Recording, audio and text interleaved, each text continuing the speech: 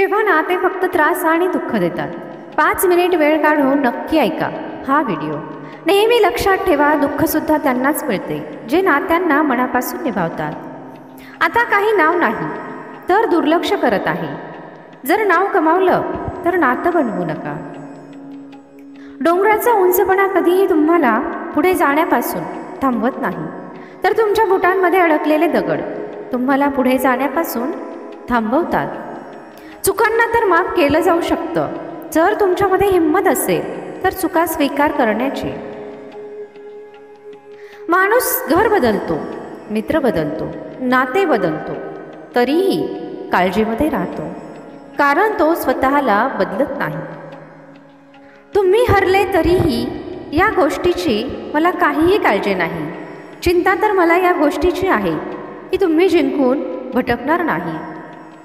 आयुष्य तर सगळ्यांसाठी सारखं असतं. फरक फक्त एवढाच असतो की काही लोक मनापासून जगतात आणि काही लोक फक्त मन राखण्यासाठी जगतात. जगामध्ये प्रत्येक गोष्ट आपण उचलू शकतो, फक्त खालावलेल्या विचारांशिवाय. नेहमी लक्षात ठेवा, आरशामध्ये चेहरा आणि संसारामध्ये सुख नसतं, फक्त दिसतं. जे तुम्हाला कंटाळले आहे त्यांना सोडून द्या, कारण त्यांच्यावर ओझं बनण्यापेक्षा चांगलं आहे त्यांच्या आठवणीत राहा. एकट्यानेच पार पडत राहते आयुष्य. लोक समजूत तर काढत राहतात पण साथ देत नाही. तुम्हीही बदला तुमच्या आयुष्याचे नियम. लक्षात फक्त त्यांनाच ठेवा जे तुम्हाला लक्षात ठेवतात. लोक म्हणतात की प्रेम खरं असेल तर ते परत येईल, पण माझं असं म्हणणं आहे की प्रेम खरं असतं तर ते सोडूनच का गेलं असतं. जोपर्यंत शिक्षणाचे ध्येय नोकरी मिळवणे असते तोपर्यंत नोकरी करणारेच जन्म घेणार, मालक नाही. कोणालाही जास्त भाव देताल तर तुमच्या भावनांना रद्दीमध्ये विकून टाकेल. त्यामुळे कधीही कोणावर तेवढेच खर्च करा जेवढे तुम्ही नंतर गोळा करू शकाल. श्वासांचं थांबणं म्हणजे मृत्यू नाही. ती व्यक्तीसुद्धा मेलेलीच आहे ज्याच्यामध्ये चुकीला चूक म्हणण्याची हिंमत नाही. स्वतःमध्ये डोकावून पाहण्यासाठी हिंमत पाहिजे.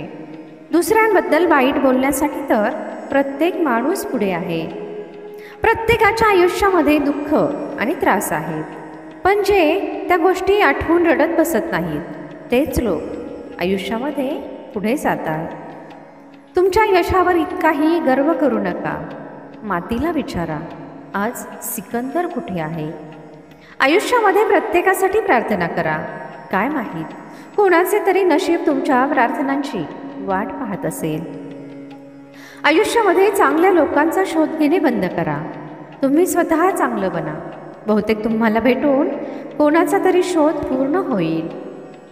असं ऐकलं आहे की आयुष्याचा शेवटचा टप्पा देवाचं घर आहे. तुम्ही का दुःख करता? तुम्हाला कोणी मिळाले नाही म्हणून. दुःख तर त्यांनी केलं पाहिजे ज्यांना तुम्ही मिळणार नाही. सगळ्यांना माहीत असते की तुम्हाला त्या व्यक्तीची आठवण येते आणि तुमची परत त्याला आयुष्यामध्ये मिळवण्याची इच्छा असते. पण नेहमी लक्षात ठेवा, नात्यांची माळ एकदा तुटली की तिला परत बनवल्यानंतर ती छोटीच पडते.